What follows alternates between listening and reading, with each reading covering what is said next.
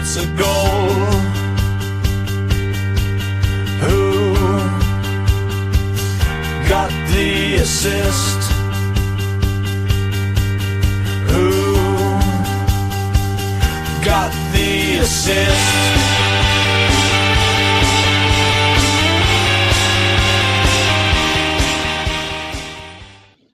Hello everyone, you all know what I'm going to say, as I say every year, so now the end is near, and so we face the final game week. As I say every year, oh, what a terrible cliche. Any pod that says that should be cancelled or at least put on break for a little while. Fear not, that will happen soon. But it's true, here we are, ready to go into the final Sunday goal rush with perhaps a different hue this year, with salvation looking likely very far from possible for both of us.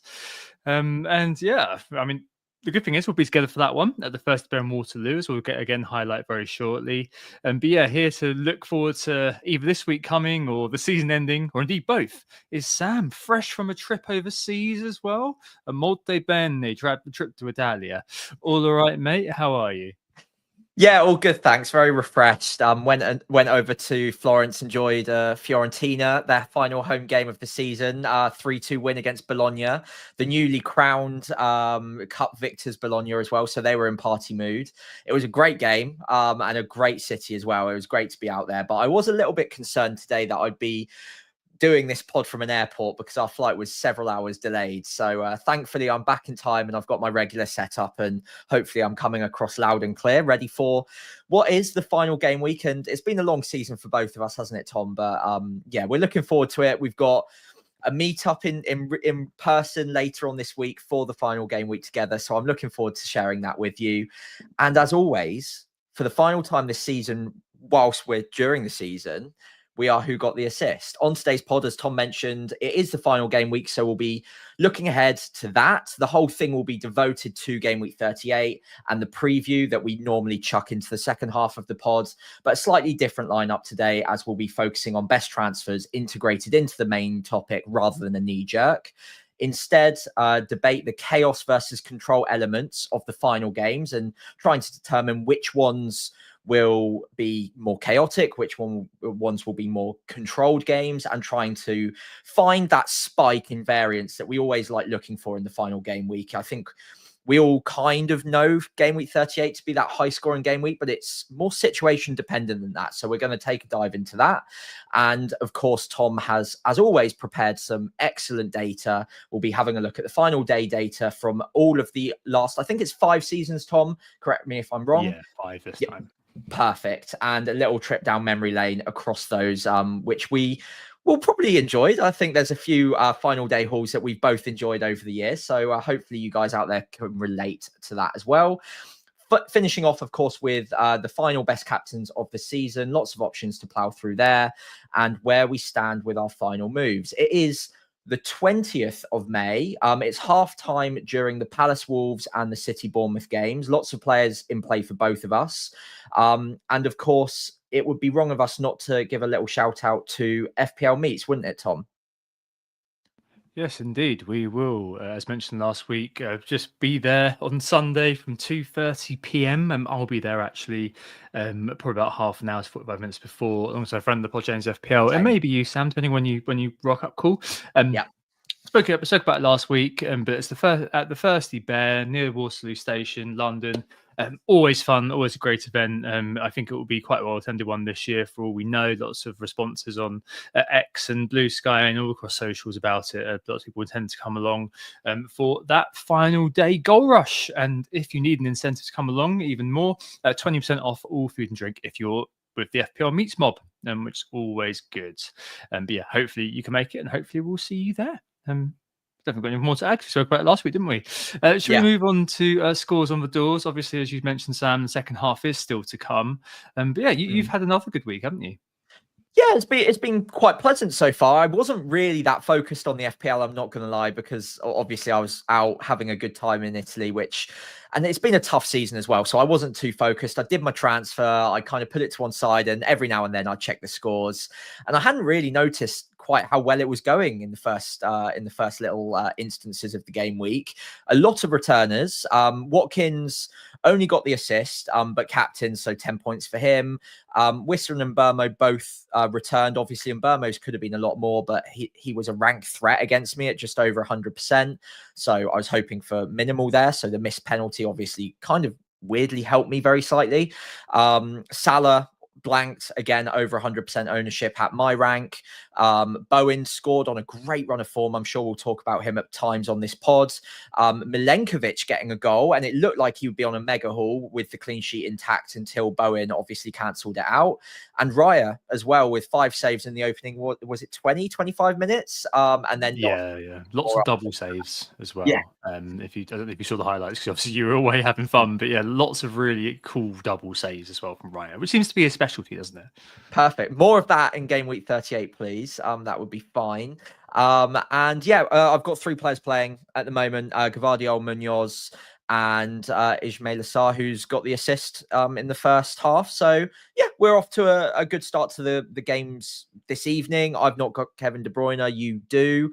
58 points for me. Murphy coming off the bench for Isak, up to 275k. Not going anywhere, but it's nice to get a green arrow. And if I can get just inside 250, then that'll be a mini success in a sea of rubbish this season.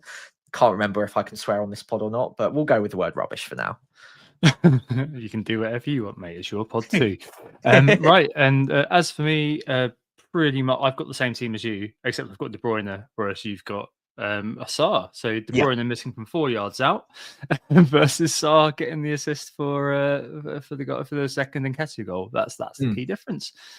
Let's see what happens at the end of today's pod and the end of today's games. See where I am, whether I do have a smidgen of hope for a mad final day or not.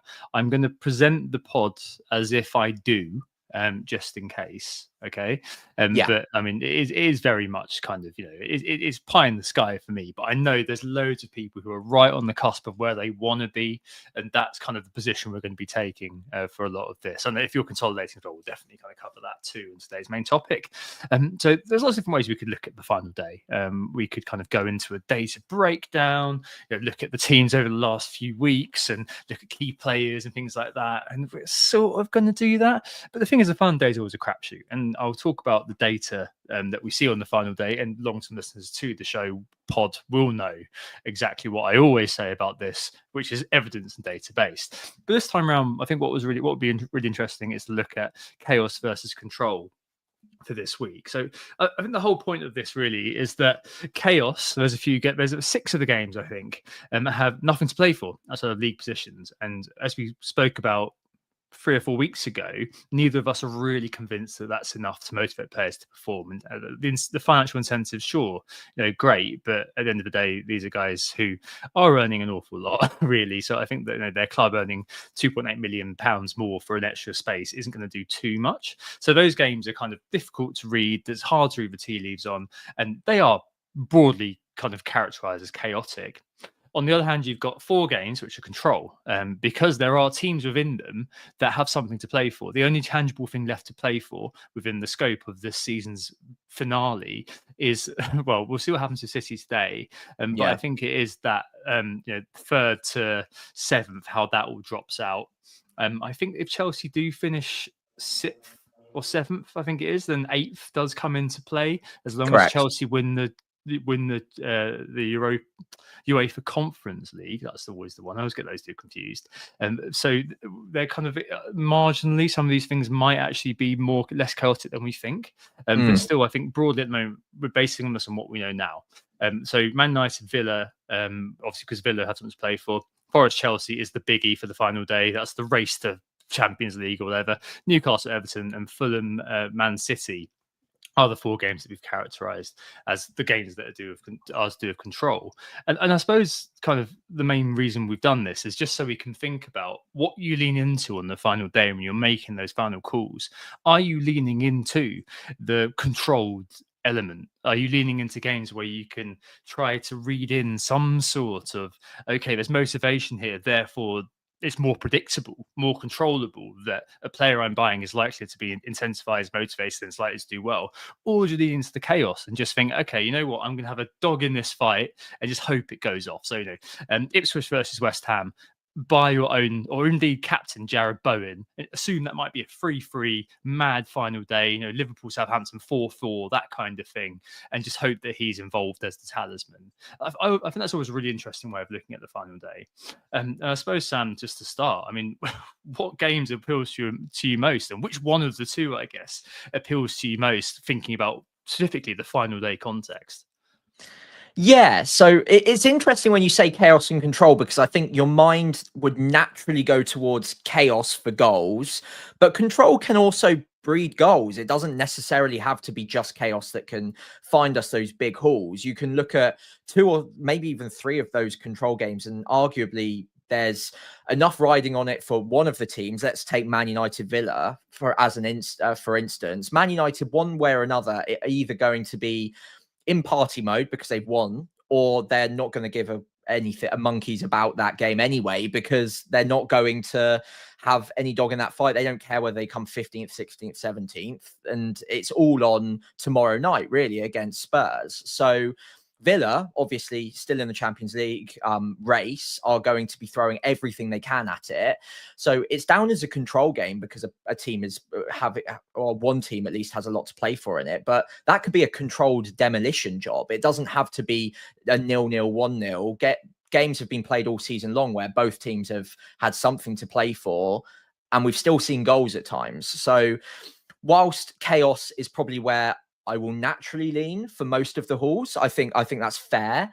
It doesn't mean that just because you've got players in the control games, especially for specific teams, that they can't also haul. Like Watkins away at Man United, Rodgers as well in that game as well, could also be fantastic options to have this week. So I wouldn't just move away from them because we're eyeing them up as control games, if that makes sense. That being said, on the chaos side of it, that Spurs-Brighton game, that's got goals written all over it, you would think. That could be your 3-3, 4-4, like something mad. Spurs, very similar to Man United, the logic that I've just applied there. They've been leaky all season long, conceded 60-plus goals, I think, in the league. So even at the best of times, they are due a 3 or 4 goal mauling at times, and they can score themselves as well. Brighton can be pretty good defensively, but also leaky at times, and score a fair few goals themselves. So I like that game if you can catch a haul there. Bournemouth for obvious reasons, Arsenal for obvious reasons as well, because it's so heavily weighted one way or the other. I think Arsenal specifically will come onto it, but it's finding that player that is going to get the minutes and therefore could get the haul. That's the difficulty. With Bournemouth, they've just been a bit rubbish recently. They've just not been that convincing. And there's 2 or 3 players there that obviously you can spike a haul out of, but they don't really have an out-and-out talisman. And the goal share is quite spread. It's more leaning toward Everton Nilsson recently, but it is quite spread. So yeah, I think the one that I'd be most confident on is Spurs Brighton for like a big goal fest. I also like Liverpool at home to Palace as well. I think that could be 3 or 4. Yeah, I also really like Ipswich West Ham. I just feel like that one's just so uncallable if we're going in, if we're leaning into the we just don't know what that score is going to be. And within that, and James in the chat has just said it as well. Maybe you do start to, and I think you started to mention it as well, homing on the talisman in some way, shape, or form. I've just seen that Kluivert's gone off at half time for Bournemouth as well. So there are going to be some people who did have a look at that, and I think that might put paid to that line of thought. But you're right. I think that within these sorts of contexts, I do quite like the idea of just kind of going for it and seeing what happens within those games, because those are the games likeliest, I think, to go off. The control games, okay, Man United Villa, I think, is probably a good one to mention. But I think that if you did kind of, if you were going for Watkins or Rodgers, you probably would have gone there already, is my thought. True. If not, I think that they probably would be kind of quite high on my list. Forest, Chelsea, I'm not sure you're investing in either of those teams new. Newcastle, Everton, I do think there's maybe something with Anthony Gordon, former club, final day, etc., etc. I think a lot of the eyes on that will be about Isaac's availability and what happens there. And Fulham Man City, I think, probably is one of those that you either keep what you've got, maybe sell Kevin De Bruyne. So I suspect that Guardiola is kind of going to be the main dog in the fight of most people there, which does leave kind of, as you mentioned, Southampton, Arsenal, Bournemouth, Leicester, maybe not Wolves, Brentford, maybe Brentford, Spurs, Brighton. Don't know if anyone's going to be buying anyone from Liverpool, Crystal Palace, and Ipswich, West Ham as the games that people are probably going to be looking at the most, just to kind of show how the market is kind of looking at this at the moment. Obviously, quite early days, game weeks are in flight. Bowen is the most bought in player, actually. 75 grand have brought him in. A lot of people are swapping Isaac out, and the beneficiaries of that are Watkins and Evan-Nelson. I Makes don't know. sense. Talk about selling his out later. But 40,000 have sold Marmoush before his goal tonight. So, yeah, a lot of people are buying Visser as well, I've just seen. And Saka has been brought in. So, broadly, Watkins being bought, that's kind of the main kind of, there's a point to that, I suppose, because it is at sale. But the majority of people seem to be just following the points, as it were, at the moment. I don't think there's any rhyme or reason behind it. And I suppose I don't know. It's more about kind of where the movement is actually happening in terms of players being sold. I think and where the spaces are in our teams. I think that's kind of going to be more what informs what people do. So to take Southampton Arsenal, a chaos game, and obviously that's a big sort of carrots for a lot of people. People think, well, okay, Saka, talisman, crazy game. That could easily be 4 or 5-0, or you could alternatively take the narrative that pick your own adventure. Surely, Arteta's gone this whole way through the season. The team has literally been on the beach since last week. Maybe this, I don't know whether he's actually going to take the handbrake off here. But yeah, a lot of people are looking at Saka this week, Sam. And I suppose if you are a KDB owner like me, and you can get there in one move, or you've got 2 free transfers and you can get there in 2 moves, that does feel a little bit academic, doesn't it, to make that transfer, albeit if City do for some reason lose today, maybe the Fulham game does become even more impactful. So maybe KDB does stay. But that seems to be the way you get to Saka, really, doesn't it? Yeah, it does. And for quite a while, I was jealous of the route to get to Saka and almost switch Salah back to Palmer last week. So I had an easier route to get to Saka for this week. But the closer we're getting, I think if I had an easy route there, I would still do it. I think there's still a pretty good chance that he starts, gets good minutes. And obviously, as soon as those 2 things are there, that is a great fixture, and he could easily haul against Southampton. That right-hand side all season has been Southampton's weak point or weakest point. There are a lot of weak points. But Saka, is there, like, in the back of my mind now, I'm just ever so slightly doubtful as to whether he's a lock to start or get good enough minutes. Because Nwaneri's there, he's had a good season as well. Is there any reason why he couldn't get some minutes in game week 38 against Southampton? Like, if Saka wants to get off to the beach early or get back into the physio room to start the next season fresh, then you could just leave him for that one. I think if I was making the call right now, I'm like 95% sure he starts, but there's just that little doubt in the back of my mind, and that might be enough to put me off. I don't know. I think if I was in the position, I'd still be eyeing up or penciling in that move and hoping we got a call early before the deadline that he is going to start. But bringing in a player that you're not completely confident on might be a little bit risky, especially if he's going to be a captain. I think he does start, to be honest. I wouldn't have too many concerns about that. I don't mind either him or Martinelli. I do like kind of him versus Leif Davis on the last day. I mean, that's quite a good prospect, isn't it? Really, not Leif Davis. Who's your left back? It changes. Yeah. So who's your left back? I don't know why I was thinking. I was thinking that for Bowen. I think it's just, and you've got Harwood Bellis and Bednarak, 2 titans that made you into AC Milan v 2.0 missing. So having some Walker Peters as well, probably out. We think. What are you going to be doing? Fielding just a pack of biscuits?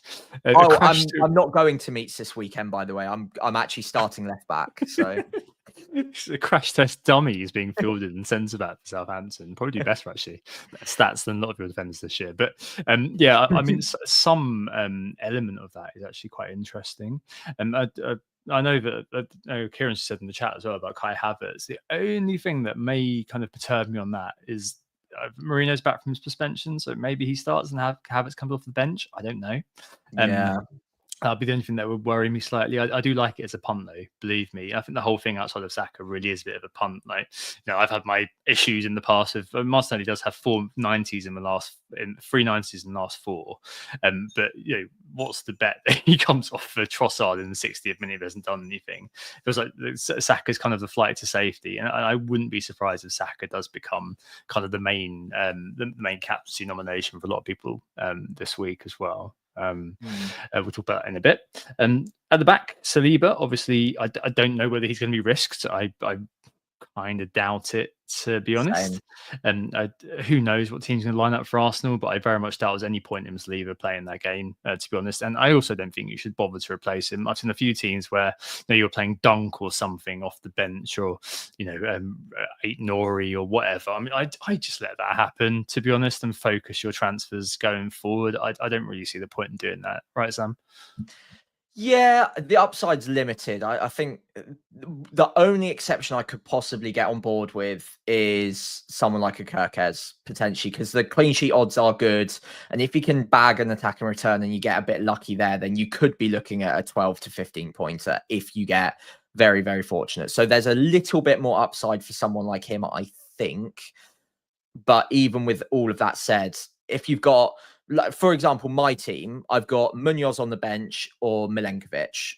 Neither good fixtures, but neither are so bad that I would say it's worth a hit to get rid of them to bring in and start Kirkez if Saliba wasn't to be risked, which, by the way, I don't think he will. I don't think he'll play, but I'm probably just going to start him anyway and hope. But if either of them come off the bench, they've both got good enough attacking threat, and weirder things have happened than the clean sheet. Liverpool are on the beach. I think that's fair to say. And then you've also got a pretty historically tight Nottingham Forest side and what should be a pretty cagey game against Chelsea, you'd imagine, at home. So is it worth a hit to get rid of either of them, or using the transfer on a defender when you could be chasing higher upside elsewhere? Probably not. So yeah, it's not something I'm completely ruling out. And if you've got a couple of free transfers, then maybe you could sort it if it's for a Kirkez. But outside of that, probably not for me either. Yeah, and you always get wild stuff like Dallo's 15 points last year or something like that. I mean, if you've got a Munoz, for example, and you're like, oh crap, I'm not sure whether I want to field him if I've got Saliba injured.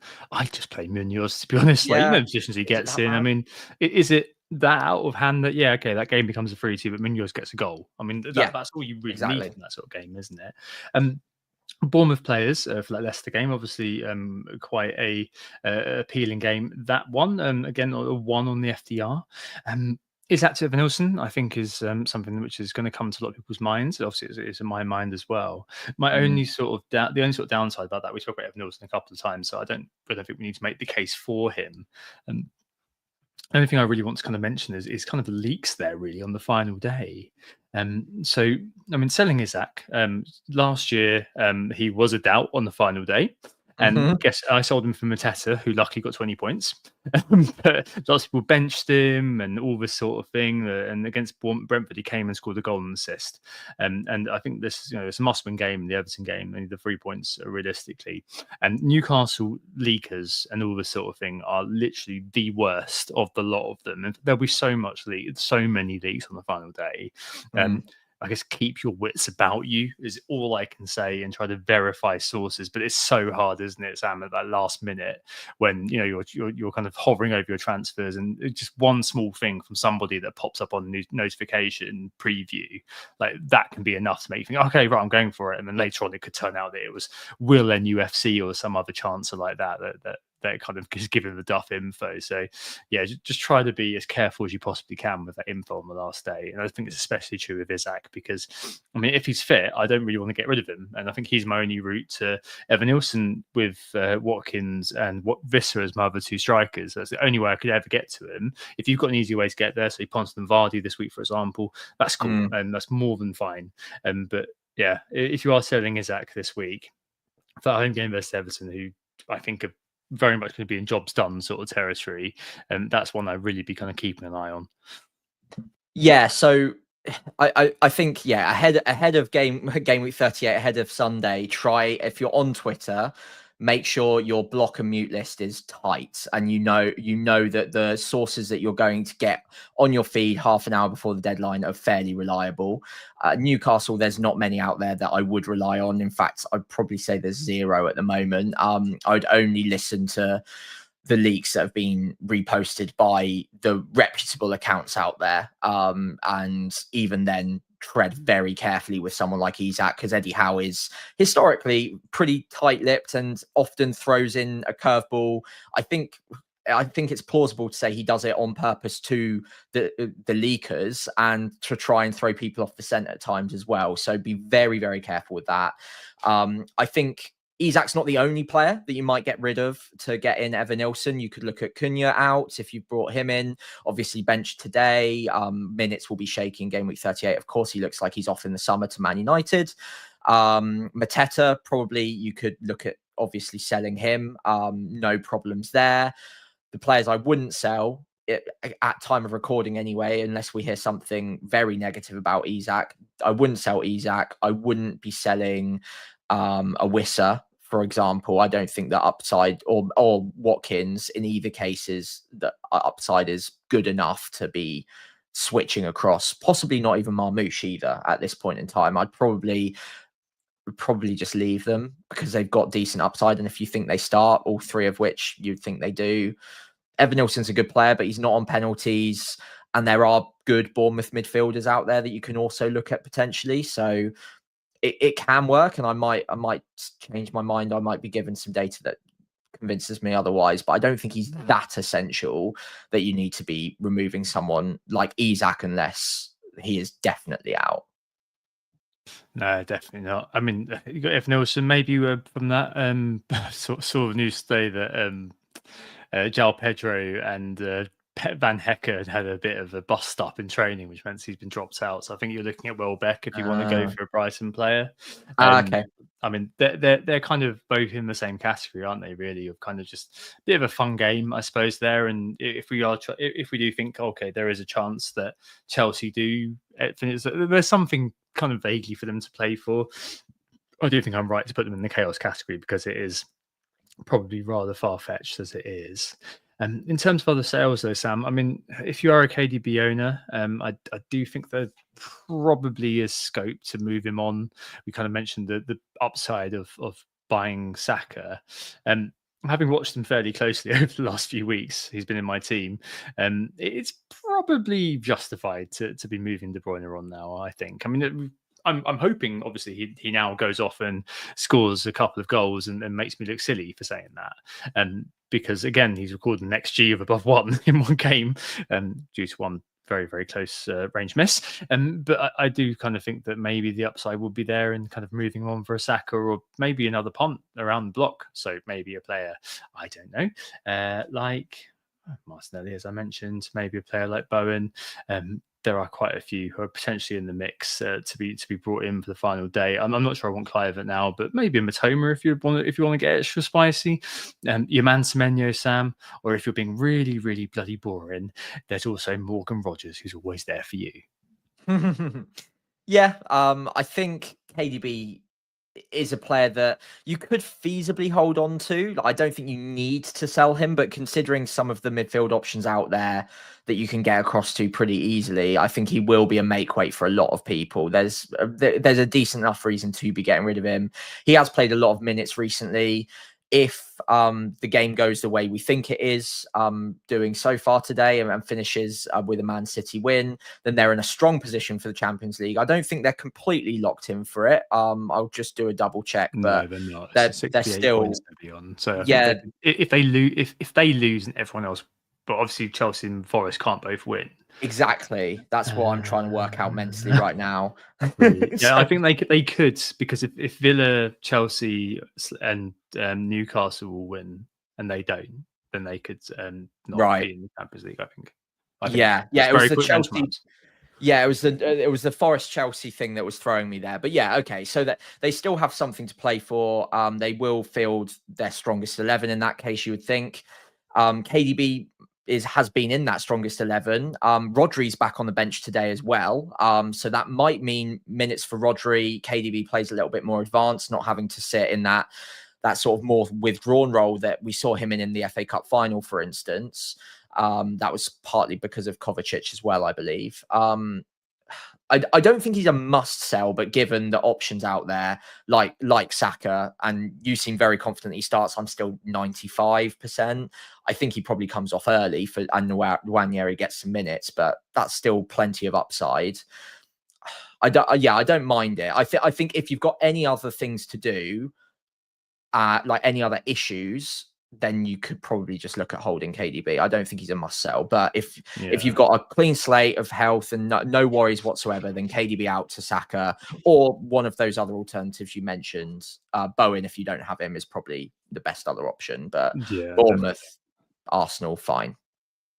Yeah, I do think overall my feeling is that it's probably best to be leaning into those chaos games a little bit and just seeing what happens. I think they're the ones where you've got, not that FDR's kind of a North Star to follow all the time, but they're the ones where you've got kind of the quote unquote easy games on paper. So maybe Villa United would be one that you think could be one to exploit, but I suspect we're all kind of already locked in on where those assets are. And it does sort of feel to me a lot of the time to make it look best for you. A lot of the moves, especially when you think about who you're selling, do kind of see you home in on those particular games and just kind of hope that you spike variance in that one game, which goes absolutely bloody wild, because there is always one which does do that. I don't know, Sam, I do kind of feel like hold those transfers to the very last moment if you possibly can, just because we've spoken about Saka a little bit. You got a few doubts. I think that's fine to have as well. Like, who knows what team honestly could be fielded that day? We've seen that in the past, haven't we? Where I remember one year Liverpool went to Newcastle on the final day, and then Salah and Trent didn't play, and there was no reason for that, but they just didn't. I saw that Slot came out and said that McAllister won't play another game this season. Like, who knows what other players have kind of just put the manager's just gone, right, okay, have a bit of a break now. Maybe there'll be some internationals if you're not in Club World Cup. Have a little break now, Bukayo. I'll see you. I'll see you in June. And that could be what's happening to some extent. We might not know. So yeah, sadly, I think we are in the hands of the leakers a little bit, beholden to the press conferences too. Just kind of see how it all, I suppose, shakes out later on. But yeah, I guess broadly, Sam, it is all about chaos, isn't it? Yeah, I think so. I think chaos is where I would tend to lean my transfers towards. I would reiterate my point earlier. I don't think you have to get rid of some of your players in the control games, especially if they're in the more the side with something to fight for, your Villas, your Man Cities. I don't think you need to get rid of them, especially if the opponent, Man United, Fulham, for instance, don't have anything to play for. That's fine. But if you've got no other issues, then even those players could potentially be on the chopping block. I think lean towards the chaos if possible. Yeah, let's see what's happening in the Palace Wolves game at the moment. It's 3-2 because neither team really gives a toss.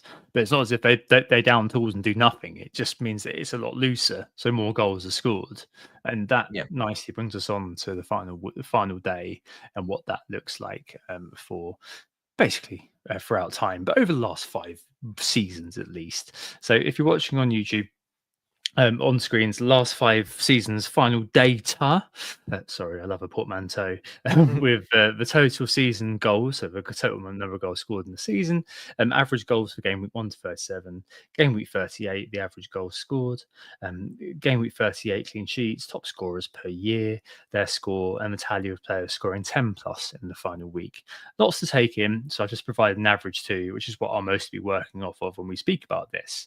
But in short, as I say, every year at this point, on the final day, expect a buttload of goals.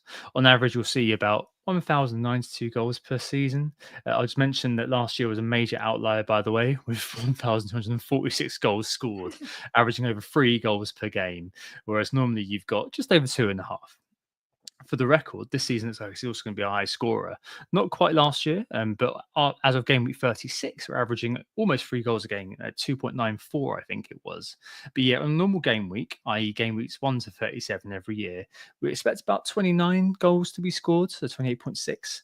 per week. On final days, you're kind of averaging out about 34.4. So an uptick of about 6 goals netted on the last day. You'd expect fewer clean sheets as a result. I'm not added that to the chart, but normally you get about 4 with a normal average of about 5. So yeah, empirically, expect goals. Just to run you through players over the last 5 years and the top scorers on the day. Quite a few names here in terms of the top 3 scorers per day. Some nice memories as well. So in 2019, 2020, Kevin De Bruyne himself, when he could score a goal, bashed in 19 points, Sam. 2 goals and assists. The City thrashed Norwich 5-0. Every single one of the last 5 seasons has seen a 5-0 happen on the final day, with Aubameyang scoring the same, penalised by being a forward, who he got 16 versus KDB's 19. And Mason Mount, remember him, was third that year with 1 goal and 1 assist for Chelsea. 2021, Pablo Fornals, yes, remember him, of Betis fame, could win the Conference League with Betis this week or next week. And he scored 2 goals and just another as West Ham beat, Southampton 3-0 to secure European football, scoring 19 points in the process. Nicola Pepe and Sadio Mane both scored 16 points of scoring braces, and Bruno got 2 assists for United that year. Another 5-0 was the highest scoring game then. As I mentioned, Everton lost 5-0 to City. Kun Aguero scored a final brace off the bench that day. I captained him for that as well. 2022, Kulusevski, top scorer of a brace as Spurs beat Norwich. Again, 5-0. Carrion Road, 16 points for the Swede. A second highest scorers were Gundogan. Brace City clinched the title with a 3-2 nail biter versus Villa. And Southampton legend Cedric got a goal and assist for Arsenal in the 5-1 demolition of Everton at the Emirates. And the likes of Gross, Maddison, Jose Perez, etc. scored 13 points, I think it was. 2023, Kane on this final game, as you remember, Sam, 16 points, 2 goals and 1 assist. Pinnock and Xhaka were the second high scorers 15. Xhaka braced in his final Arsenal appearance and another 5-0. That's a victory over Wolves. And Southampton again, the conversation here, Sam. Sulemana, the legend who's still there, and he was the 3rd highest scorer that week with a brace and that memorable 4-4 draw of Liverpool we mentioned the final day. And finally, last year, Mateta with a hat-trick and assist in the 5-0 demolition of Villa. He broke the 20-point mark, first time that's happened for a long time. His mate Eze, 2 goals and assists as well, and third Bruno Guimaraes with 1 goal, 2 assists. So yeah, over the years, the average of all of this is that the top scorer tends to score about 18 points, and there are probably actually between 14 and 15 players who will score over 10. Last year, there were 18 players did it. So there is, within the scope of the FPL sort of universe of being about sort of 50, 60 players, quite a decent percentage chance if you do get the role right, that you'll be all right. But yeah, a real look back there with a mixture of names, with household and random cropping up on the top scorers in the podium. But the takeaway is, Sam, expect goals. Don't bother with defensive transfers unless you have the perfect front 7, barring leaks, and hope you get it right in terms of players you buy or field over others. Yeah, perfectly summarized. Good data crunching as always there, Tom. And yeah, it's always interesting to kind of challenge the commonly held notion that there are just more goals in game week 38. I think it's just one of those sort of lazy things that's chucked out there quite often, when actually it is true. It does hold up. There's a good six-ish odd goals more than you would normally expect in the final game week. So there's a significant uptick, about half a goal extra per game. So half goal extra. Wait, am I getting that wrong? Yeah, half a goal extra per game than normal-ish. And a few more hauls than you'd normally expect as well. So yeah, like you said, defensive transfers, unless it's a defender with significant goal threat, I'd probably just leave it be. Again, this is anecdotal. I haven't done any data crunching on this, but like the clean sheets that I remember having picked up in game week 38 are always the ones I don't expect whatsoever. The chaos thing is very good for goals, but also there are some teams out there that will just randomly solidify or get the clean sheet where you never expect one. So I think, yeah, if you're struggling with a defender transfer this week, you probably just leave it unless you're in really desperate need. Outside of that, yeah, look for players who have high shot volume, high goal threat in terms of like in and around the box constantly, and the teams with something to play for against teams with nothing to play for, always good. But like we've already reiterated, the ones where both teams are kind of in party mode or on the beach for whatever reason, there's pretty decent upside there in a lot of those fixtures. So yeah, bagging one of those top point scorers, the 10 pluses, there's enough out there that you can get 2 or 3 of them in one game if it's the chaos games that we were talking about. So yeah, have a bit of a roll of the dice, pick a low owned differential, which we'll talk about in a little bit of time, in one of those chaos games, and you might find yourself with a bit of good fortune. Yeah, exactly. I do think it's worth saying that, I think that there will be a goal. There's historically a lot of goals, and in terms of that, there's probably net more FPL points scored than you otherwise expect. That the average is going to be pretty high. The only thing is that I think that shouldn't translate into overestimating what you can possibly do on the final day. So I'm going to find myself, I don't know, probably about kind of 33 points off the top 100k after today. I mean, that's game over. There's no way in hell you can do it. Last year, for context, I was 128k going into the final day, and that was doable. That's a doable swing. I think I was kind of like, I think I need like a 10-15 point swing to do it. I think that's within the scope. I mean, you're looking at something 1, 2, 3, 4 players really going wild if you're that far out. If you're right on the cusp though, 150, 140k, you might be able to, I don't know, just about get in as long as you make a canny transfer of a differential. I think you probably would be looking at captaining a bit of a chalk pick and a Saka, something like that. If you're further out like me, the only sort of thing, and we'll talk about this later on the captains as well, the only thing that I really think is going to be viable is to just go wild, really, and captain someone else, and see what happens and hope for the very best. Because otherwise, you just, at this point, sadly, for most people, I think it is the case you have nothing really to play for. So you're back in the chaos zone. So why not lean into it and go wild? But yeah, I mean, achievability, Sam, on the final day, sometimes it is possible, and other times it's just a case of being like, yeah, okay, let's just enjoy it. You won't have this again for 2 or 3 months. So yeah, just make the most of the final day of the football in the Premier League. Yeah, 100%. I mean, in both of our ranks, but probably less so for you. You've got an outside hope, but I don't. I'm looking at players that I think can just offer me a good memory over the next few seasons. Like, we're looking back at these last five years, and 1 or 2 of these hauls I remember fondly because I had those players. Last year I missed out on Mateta and Eze, and a lot of people obviously benefited from those. So yeah, there's always 1 or 2 players that just put their hand up in game week 38 and give you a lasting memory, even if you've had a pretty rubbish season. So I'll be trying to capture one of those. I don't know whether knowing that I need to try and capture one of those makes any difference. I don't think the knowledge of that aim is necessarily helping me find one, but I guess in a way it's even sweeter the more differential they are. If you've got a realistic hope, and with a realistic hope, I would say if you're within 15 points at this point, there's a hope, and you just need to get a good chunk of variance, but variance all the same, and it's doable. I think getting the captaincy right and then getting 1 differential right probably gets you there in a lot of cases. As long as the rest of your team doesn't have an absolute shocker, you can probably do it. Anything more than 15, you're really hoping for something quite major to happen, and a lot of things to go your way where other people's favorite differentials aren't hauling, or the second most popular captaincy pick, or the other captaincy pick that you went against isn't the one hauling. Then yeah, again, it's possible, but it's a bit of a stretch. At our ranks, in our positions, it's probably a step too far, but that doesn't stop us from trying it anyway, going with some differentials. We'll come on to captaincy in a minute, but that in itself can be a massive edge if you wanted to use it in that way to go against the grain and try and leapfrog a 15-20 point gap.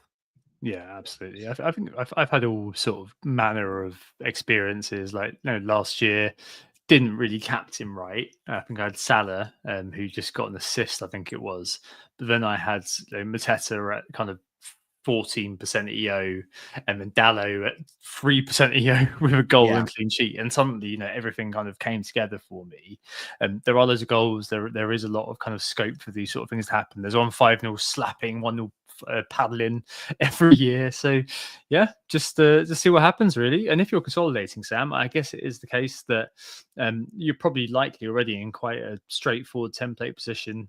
And I suspect really it's a case of going with quite the straightforward pickups and waiting for the news. That's kind of the only way I can possibly see it. And I didn't have, and I probably should have, any recollections of last day leaks or anything like that. I'm assuming that we didn't get one last year on Isaac, for example. Otherwise, I'm sure maybe you wouldn't have sold for Mateta in the end. Yeah, luck of the draw. For everybody who had Mateta and Eze last year, someone like you sadly had Elise, and that can be just the way it goes in the crapshoot that is the final day. Yeah, 100%. Right. And I think that's probably about all we've got to say. Join us at the Thirsty Bear to live through it all with us. Bold claims, then it's all over for this season, isn't it? I have prevailed, unless you do have some sort of multi-score final Aka style final day fun day punt that I'm going to allow you to have 2 points for. Maybe I should have thought about that beforehand, but you were on a plane and I was really busy with work. But yeah, last week we both got zeros, but we're still above 20% hit rate, which is obviously fantastic. Yeah, you've been holding up the fort for me recently. So obviously 5-3 to you. My bold claim didn't come in. Watkins and Rogers both to blank against Spurs, both got assists. So as a Watkins captainer, I was fairly happy with that. Could have done with a bit more really, but again, I've been using the happiness hedge to my advantage on this recently. And although not getting the bold claims, they've generally been doing okay in my team. So I'm not too unhappy about it. Yeah, exactly. You'll take that one. Yeah, I said no clean sheets, and I probably should have done that this week actually, but never mind. Yeah, and for the week ahead, the final one. How bold is yours? I haven't actually seen it yet. Okay, I'll let you have two if that happens. Oh, I think if Southampton beat Arsenal, I should get 3 points like Southampton did, and that gives me a chance of winning still. I'll let you have it. If that happens, okay. I'll let you have it for this year. Either that or a beer at the pub. One of the two I'll take. I mean, if I think it's one of those. I don't know what the odds would be, but I think if you put 100 quid on that, you'd easily get £1,000, wouldn't you? If that happened. Tom, if I'm putting 100 quid on that, I'm losing 100 quid. It ain't happening. Look, I mean, it's the last time I'm going to be able to put anything on Southampton this season and maybe for a few years, given the position we're in at the moment. So might as well go out swinging and Southampton to beat your club. So it was perfect. It was the perfect bold claim to end the season on. Screw it. Why not? I like it. I saw Will still being linked with you guys. He's left. His partner sadly unwell. So he's moving back to the UK. So I think that'll be an interesting one. I think he's done the right Lons this year. Lons or Rennes. So I think he's been at one or both. Lons. And he's been very good this year. I think they finished 8th with a cut budget or something like that. So that'll be an interesting one. And I've just gone for the classic highest scoring player has less than 10% overall ownership. And I think we'll kind of obviously it won't change, but just when the deadline comes, I think that will be it. I think that'll be a nice one to run off the season. And next week we'll do a wrap up of the final season-long bowl claims. I think I've got one, maybe two. I think I've got one. So it might be another 1-0. I think I got 1-0 last year. I'll dig that out and see if I can figure it out. But yeah, I think it's another victory for me. Can I make it a hat-trick next year? Let's see. Hey, I mean, we can take an 1 in 5 strike rate is obviously a good one. All right, captaincy debate this week then, Sam. Quite a lot going on, isn't there? Yeah, I think going to be a bit of a split pin again this week. You seem very bullish on Saka, and you seem to think, as far as I can tell anyway, I don't want to take words out of your mouth, but you think he'll be the chalk captain for a lot, it sounds like. I'm not as confident. I don't think that he will be. I don't think he'll be as high owned or as brought in as maybe you think. And I think he will be a differential as a captain. I think anyone who buys him will captain him, but I don't think that many people are looking at buying him from what I can tell online at the moment. But we'll see. I might be wrong and it might build up a bit more steam.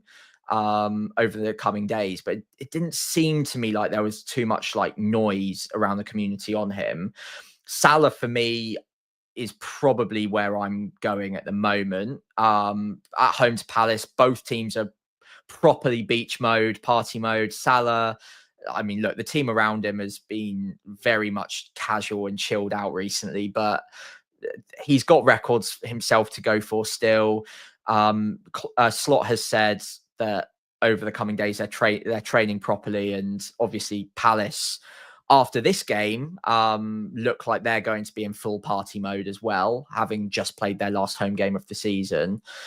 I think that there's 4 or 5 goals in it for Liverpool if they want it and they're hungry, and I think Salah could be someone that gets that like final day blowout hat trick, and I don't want to move away from him too easily.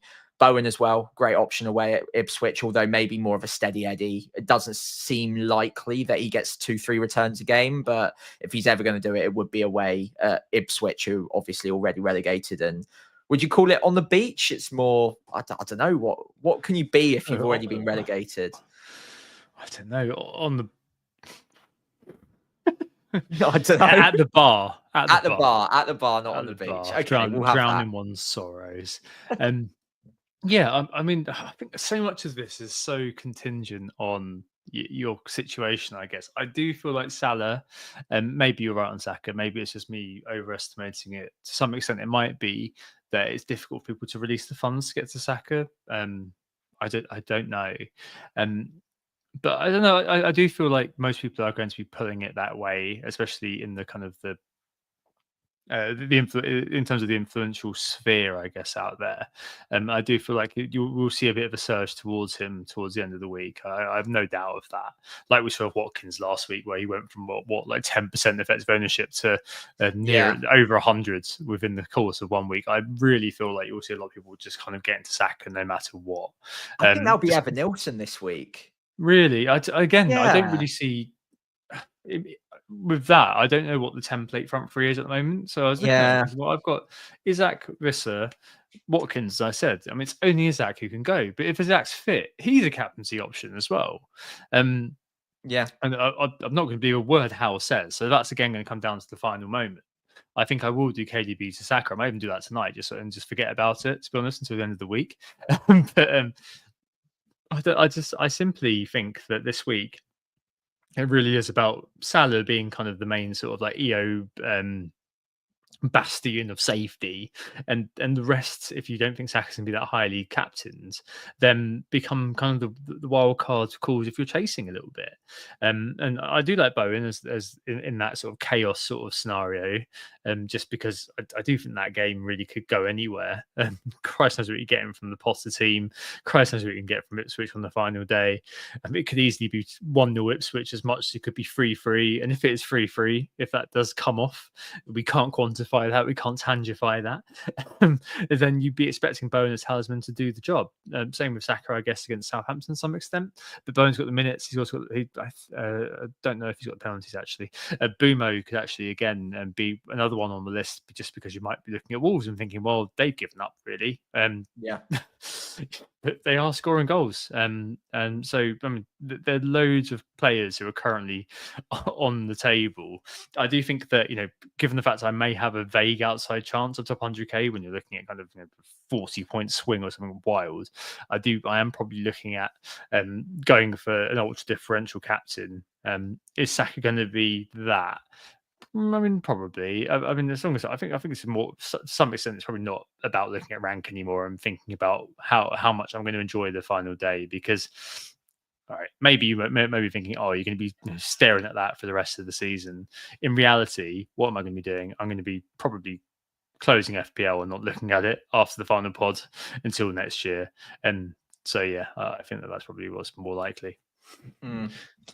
Yeah, agreed on that. And I think Saka kind of ticks all the boxes for you, because he is likely to start. He's your own club. It's against one of the worst Premier League sides of all time. Not the worst, let's be fair, but one of. And obviously he's been a bit unlucky recently with the XG not really returning. But yeah, I think it ticks all the boxes for you. I think he'll be more differential than maybe you've got down on paper at the moment. And if you get lucky, Saka is a volume guy. He could get 2 or 3 returns in that match easily if he does start and get good minutes.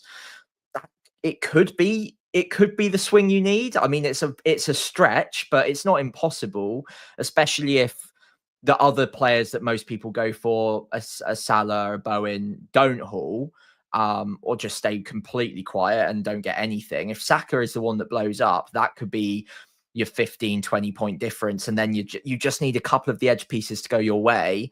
And then you're most of the way there. So yeah, I think for you, Saka makes more sense. For me, it doesn't really matter who I pick, but it's whoever I can get on board with and just basically think has the highest chance of a haul. And I still kind of think that is Salah. I'll see if I get a little bit more brave towards the deadline, because there is an element of it is final day and I'm not really going anywhere, so I might as well have some fun with it. Yeah, I think so. I think that surely that should be kind of in your warehouse. But again, if you think that, as you said, if you think that that's going to be the most chance of having that haul and you're going to have the most fun, because X fun is probably going to be what's key for a lot of people who aren't on the cusp of achieving something. Yeah. Then I think that's fine. I'm behind that. That's fair. I don't know, man. I don't know. I think a lot of it's going to be so up in the air, and I do actually think that if we do hear that Isaac is playing, that he might be. Yeah, okay. I've said earlier on we're favouring chaos over control, but if Isaac is fit, he might again be in the mix. Given his kind of general fitness, I'm not sure he will be. I think I'm going to be more interested in Bowen or Saka. But I think that's all fine, really. I think a lot of it will come down to kind of the flavour when we get to the end of the week, in terms of what actually happens with the captaincy. I wouldn't be surprised, especially if you're consolidating, stick it on Salah. That's never ever a bad shout, is it? Let's face it. Right, under an hour, Sam. We're going to transfers and captains. Wow, making good time. We must be running out of things to talk about, Tom. So onto my team at the moment. At the back, I do have double Arsenal defense. It's Raya Saliba. I do not think Saliba's going to start, because why would you risk him? But I'm keeping him there just on the outside chance that there is a bit of a miracle and he plays. But if not, then it's Munoz or Milenkovic coming off the bench. I need to decide bench order on that, because there's a very good chance that player will be playing for me. Kind of minded to go Munoz, but given what we've seen today with Palace, not that tight defensively, I think there's a good argument to say maybe just switch it to Milenkovic. Home fixture, flood the box from set pieces and hope that Milenkovic gets on the end of one, maybe. Outside of that is Gvardiol and Livramento. That's fine. Not going to mess with those two. In the midfield, Salah cap at the moment, and Burmo, Bowen, and Murphy starting at home to Everton. Up front, Isak, Wissa, Watkins. So fairly template. I think transfer-wise, I'm unlikely to use it on a defender, as we've discussed. If I was, it would be Kirkez, but I don't think I'm going to do that. I think I'd prefer to deal with the issue of that fourth midfielder. Yeah. Probably moving Sarr across to most likely one of the Bournemouth boys, Semenyo, Kluivert, or is it Tavernier or Tavernier? I always get Tavernier, I think. Tavernier. We'll go Tavernier. Little bit tempted to go there, because he is very low owned and no one's going to go there. So I'm a little bit feeling that one. Yeah, why not? Yeah, it's kind of a why not. The other option, I've kind of gone off of Kluivert because of the minutes. I'm not that confident on that. And I think if people are going Bournemouth mid, they'll likely go with him. So Semenyo, as someone who's been a troll all year round for me, but he does get high shot volume. He is capable of a haul because of that high shot volume. I just wonder if maybe I can write a little bit of an early season demon and get rid of the troll of Semenyo. In the monkey off your back. Exactly. Like last day, kind of right those wrongs, get Semenyo in, and we go off on a high note together. We shake hands and say, you know what, you did good. That's fine. I could get on board with that. And then obviously potentially Isak's an issue, and if he is, then it's an easy move to Evan Nilsson, but I'm hoping not to need that. Obviously don't want to take a hit. Would like it to just be Sarr out. I only have 0.4 to play with, so it needs to be someone 6 million or under. What's Nwaneri again? Just out of interest. 4.4, I think. Yeah, interesting. I wonder if I hold off pretty late, 4.3. Gee me. I could feasibly. So there's a couple of like Uber differentials that are on in the back of my mind that if we get to Sunday at about what is it? What like 2:30 or whatever, just before the deadline, and we get a word in the positive sense, or maybe there's a bit shaky on Saka's minutes. I like Nwaneri. I quite like Marino. If I can still afford him, I should just about be able to do it.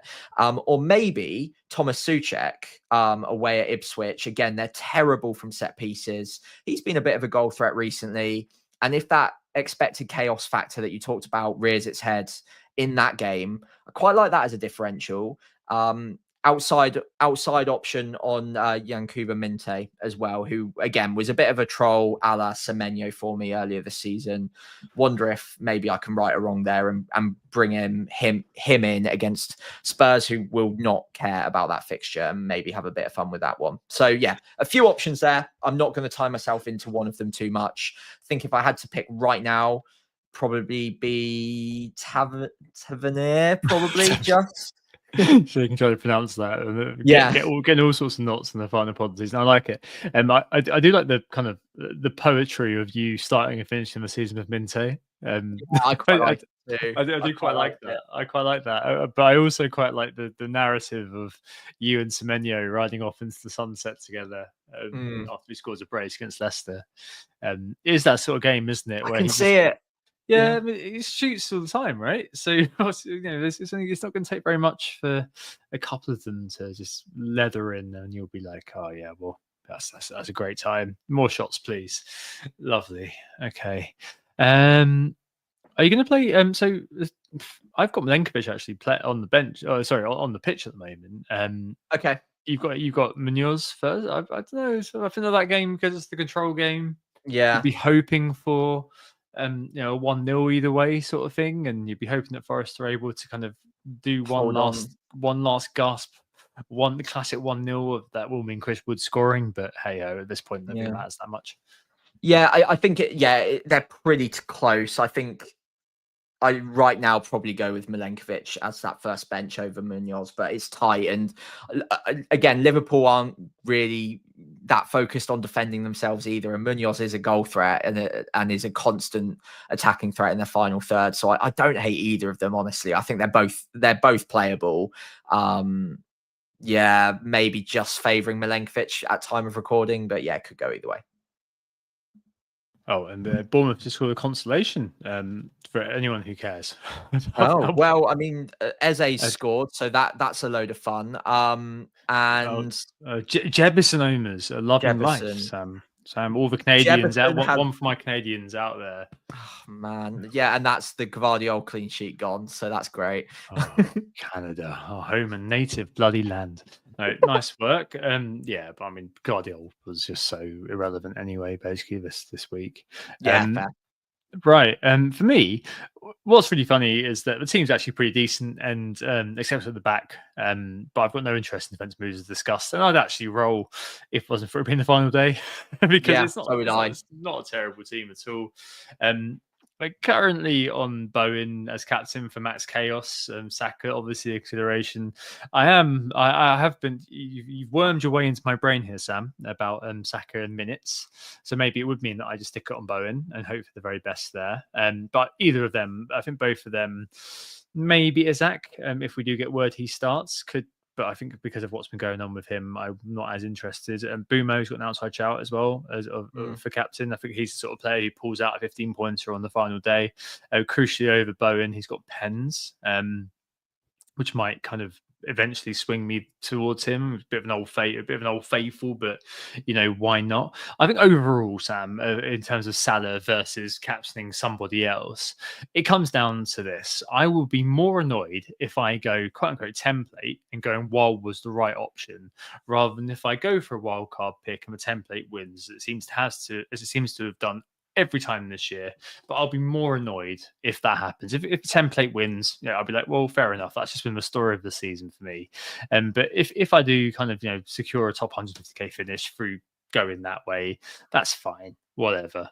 I think I'll be absolutely laughing with that, to be honest. I think KDB to Saka. I'm probably going to do it live on the pod now. Right, confirmed, done.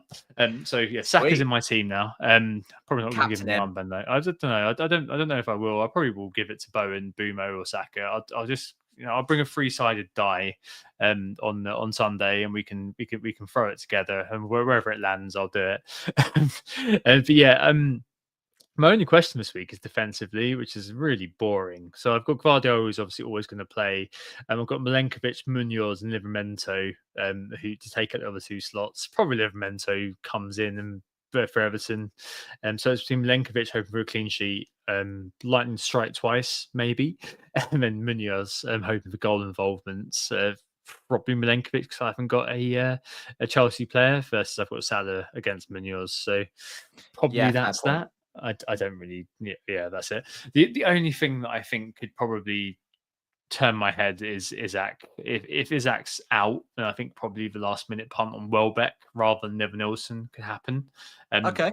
Assuming that everyone goes Evan Nilsson, I might as well go somewhere else, because it is X fun at this point, to be honest. The aim is a kind of top 150k finish, I think, at the moment. So I think that's probably going to be what I do. But yeah, overall, we've got pretty much the same team. It's going to be, the options. I'm out of options. It's all over. I'm at the Alamo with my last clip, and just hoping I can die sooner rather than later. But hey, there we go. All the fun of FPL. I'm looking forward to the wrap up next week. What a lovely note to end up on. I love that. We're all the way in game week 38 and we're talking about Alamo and last bullets. Oh my, what has happened to us, Tom? But I am really looking forward to Sunday. It has been a long season, I think, for both of us, but we've enjoyed this pod throughout. This has been a highlight of my week, and really looking forward to wrapping up with a load of the listeners and all of you FPL minded folk in London as well on Sunday. It's going to be a really, really good one, and hopefully plenty of goals and plenty of differentials coming through for a lot of us. For what it's worth, Tom, I think your team looks pretty good. And I think if you bring in Saka, captain him, you've got an outside shot at glory. And that could be, especially if it's on one of your boys as well, Saka, it could be absolutely glorious. So yeah, just think of the fun there. I think it'd be great, but I'll try and convince you when we get there and I've got a beer in your hand on Sunday. But in the meantime, it's been a shorter one, but we hope you've enjoyed the show, the last one of the 24-25 season, before we go into obviously the look back next week. So do tune in for that. But thank you all so much for listening. We have been Who Got the Assist. You can find us on X at WGTA_FPL, FPL Pricey on there. Instagram, Threads, WGTA.FPL, FPL Pricey on there. And Blue Sky is WGTA. Is it .FPL on there? And FPL Pricey on there. It's just WGTA on Blue Sky. Oh, just WGTA. Sorry, it's missing. That one's missing from my show notes today. I forgot what it was off by heart, which you would think I would know by now, but I will endeavour to remember it off by heart for next year. If you did enjoy the pod, please do one or all of the following, including following us on those social channels, giving the pod a 5-star rating wherever you're listening, or leaving a like on YouTube, or of course subscribing as well on there if you're watching along on that. And yeah, thank you all so much once again for tuning into WGTA this season. And if this is your last pod, we'll see you next season. We'll be back once again. If you want to tune in next week and enjoy our look back on the 24-25 season, we look forward to seeing you then. Yeah, exactly. Hope you enjoyed the pod. Hope this is what you think about Game Week 38. We'll be back next Tuesday, as Sam said, for our season finale. As Sam said, if this is your final pod of the season, I completely understand why it would be. And thanks so much for your company this year. I don't know, we're not entirely sure when we'll be back. We will be back, but I suspect that'll be around the time when the game reopens. If not before, if we decide to do summer special or two. Currently undecided. I'm hoping we can persuade maybe Ross to come on for a behavioural science one or something like that. Maybe couple together, something like that. But in any case, have a good week or even a good summer. Enjoy the final day. See you at the Thirsty Bear, and we'll speak to you again very soon. Oh, it's a goal. Who got the assist? Who got the assist?